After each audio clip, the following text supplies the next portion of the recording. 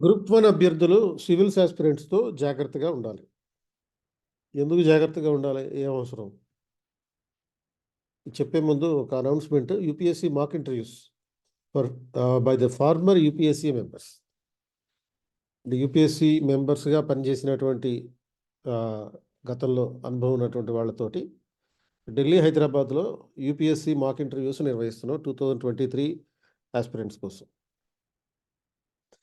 So, interest ఉన్నవాళ్ళు ఇక్కడున్న WhatsApp నంబర్‌కి డీఏఎఫ్ వాట్సాప్ పంపించొచ్చు. సో, గతంలో న్యూస్ పేపర్‌లో కూడా వచ్చినటువంటి ఈనాడులో వచ్చినటువంటి ఒక కథనం ప్రకారం కూడా ఇందులో ఏముంది అంటే గ్రూప్ 1కి సివిల్స్ నుంచి పోటీ ఎక్కువగా ఉంది. ఎందుకంటే కొన్నేళ్లుగా నిరంతరం సన్నద్ధతలో ఉండడమే ఈ సివిల్స్ ఆస్పిరెంట్స్‌కి ఉన్నటువంటి ప్రధానమైనటువంటి అడ్వాంటేజ్.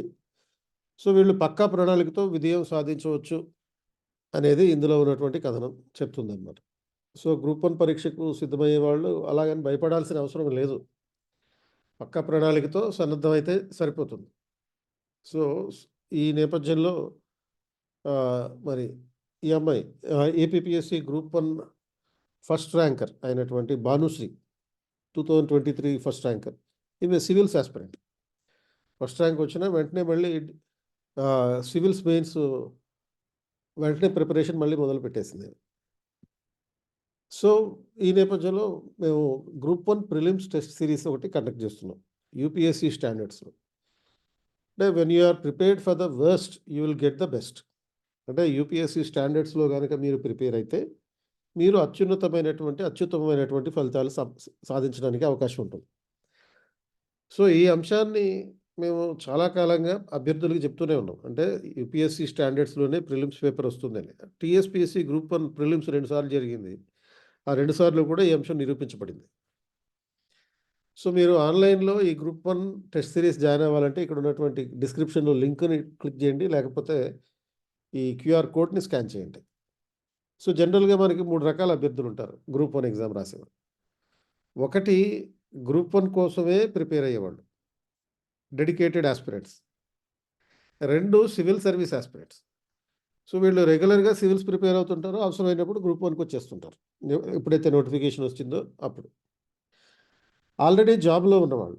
అంటే ప్రైవేట్ ఉద్యోగాలు, కార్పొరేట్ ఉద్యోగాలు, ఈవెన్ విదేశాల్లో ఉద్యోగాలు చేసేవాళ్ళు కూడా, తర్వాత ఈ టీచర్ గ్రూప్ 1, గ్రూప్ 2లో ఉన్నవాళ్ళు కొంతమంది నార్త్ ఈస్టర్న్ స్టేట్స్‌లో ఐఏఎస్‌గా పనిచేస్తున్న వాళ్ళు కూడా మన రాష్ట్రంలో ఉండడం కోసం గ్రూప్ 1 ఎగ్జామ్ రాస్తుంటారు. డిప్యూటీ కలెక్టర్ పోస్ట్ కోసం. ఇట్లా ఎవరైనా సరే కార్పొరేట్ ఉద్యోగుల నుంచి ఐఏఎస్‌ల వరకు.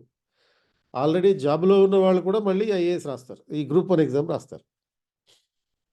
సో, డీఎస్‌పీఎస్సీ గ్రూప్ 1 ప్రిలిమ్స్‌లో 2 సార్లు జరిగిందని చెప్పాము.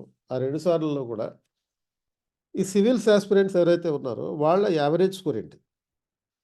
సో, వీళ్ళు జనరల్‌గా 80-85 స్కోర్ చేశారు. అంటే టీఎస్‌పీఎస్సీ గ్రూప్ 1 ప్రిలిమ్స్‌లో 80-85 స్కోర్ చేశారు. మన 21st century up scale students ఎవరైతే ఉన్నారో వీళ్ళు ఈ టీఎస్‌పీఎస్సీ ప్రిలిమ్స్‌లో అప్ స్కేల్ అంటే యూపీఎస్సీ సంబంధించినటువంటి ప్రత్యేకంగా ఆహ్, ఇంటెన్సివ్ బ్యాచ్‌లో ఉన్నటువంటి స్టూడెంట్స్ అన్నమాట. వీళ్ళు 90-95 స్కోర్ చేశారు. డెడికేటెడ్ ఆస్పిరెంట్స్ ఎవరైతే ఉన్నారో వాళ్ళ పరిస్థితి ఉంది. డెడికేటెడ్ ఆస్పిరెంట్ అంటే కేవలం గ్రూప్ 1 కోసమే టీఎస్‌పీఎస్సీ గ్రూప్ 1 కోసమే ప్రిపేర్ అయిన వాళ్ళు. వాళ్ళకి 60-70 మార్క్స్ వచ్చినాయి 2 ప్రిలిమ్స్‌లో. అలాగే 21st century IAS dedicated aspirants ఎవరైతే ఉన్నారో వాళ్ళు 75-80 స్కోర్ చేయగలిగారు. మనకి ఏపీపీఎస్సీ ప్రిలిమ్స్ పేపర్‌లో 2 పేపర్‌లు ఉన్నాయి. టీఎస్‌పీఎస్సీకి భిన్నమైనటువంటిది కాబట్టి.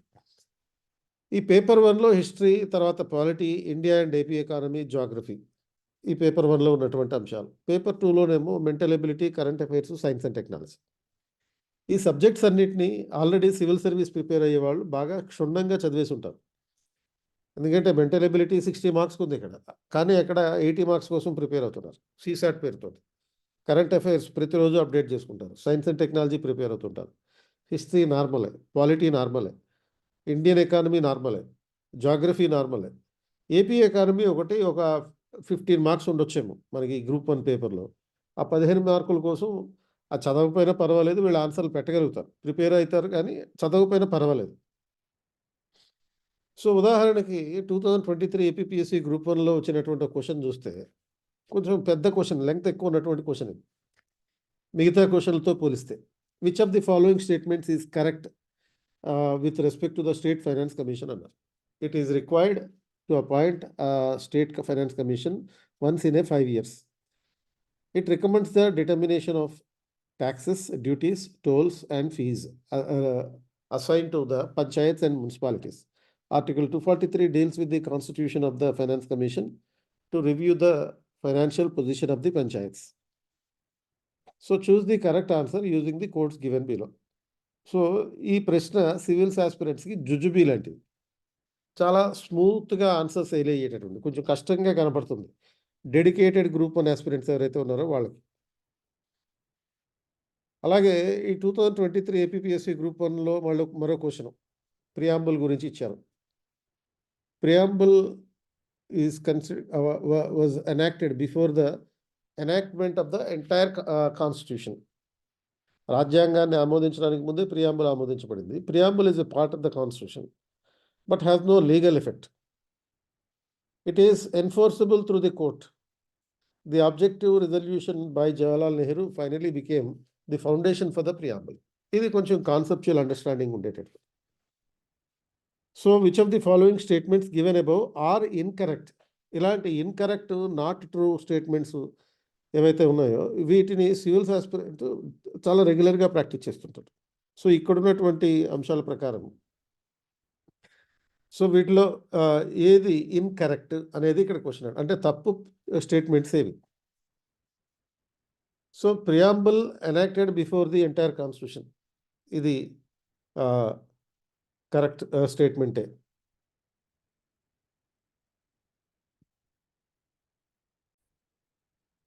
ఇక్కడ ఉన్నటువంటి స్టేట్మెంట్స్ ప్రకారం preamble was enacted before the enactment of the entire constitution is wrong. 1 తర్వాత preamble is a part of the constitution and has no legal effect, ఇది కరెక్ట్ స్టేట్మెంట్. కాబట్టి 1 and 2 కాదు, ఆన్సర్ కాదు.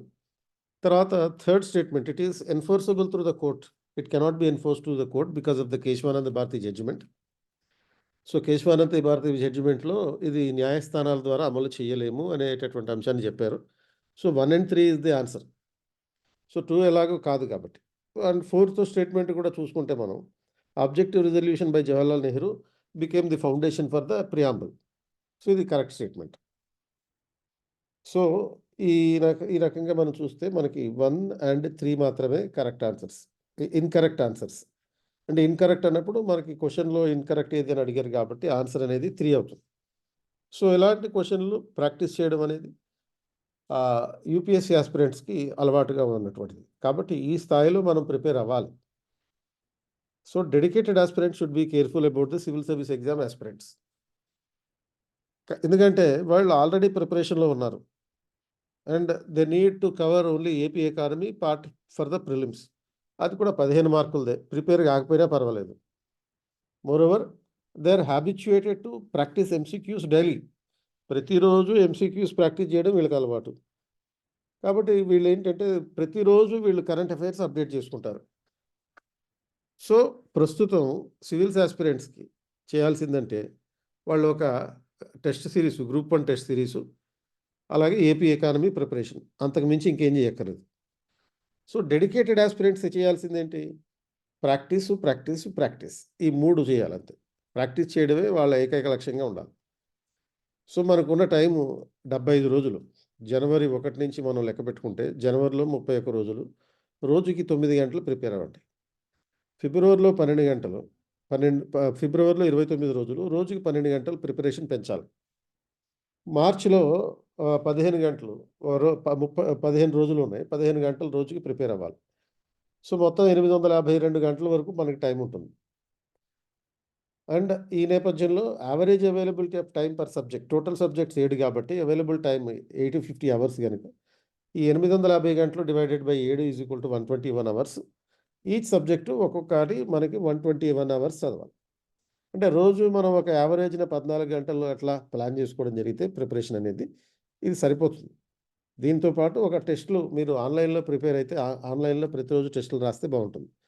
సో దీనికి సంబంధించి ఒక 30 గ్రాండ్ టెస్టులు మేము ఇంప్లిమెంట్ చేస్తున్నాం ఆల్రెడీ. 30 గ్రాండ్ టెస్టులు, ఒక్కో దాంట్లో 120 మార్కులు, పేపర్ 1, పేపర్ 2 రెండు కలిసి ఉంటాయి. 3600 క్వశ్చన్స్తో పాటు మీకు మరొక 3600 క్వశ్చన్స్ లాస్ట్ 40 ఇయర్స్ ఏపీపీఎస్సీ తర్వాత యూపీఎస్సీకి సంబంధించిన ప్రశ్న పత్రాలు కూడా మేమిస్తాం. సో, ఇది స్క్రీన్‌షాట్ తీసుకోండి స్లైడ్ కావాలంటే. ఇక్కడ ఉన్నటువంటి లింక్ క్లిక్ చేయండి డిస్క్రిప్షన్‌లో లేకపోతే క్యూఆర్ కోడ్ స్కాన్ చేయండి.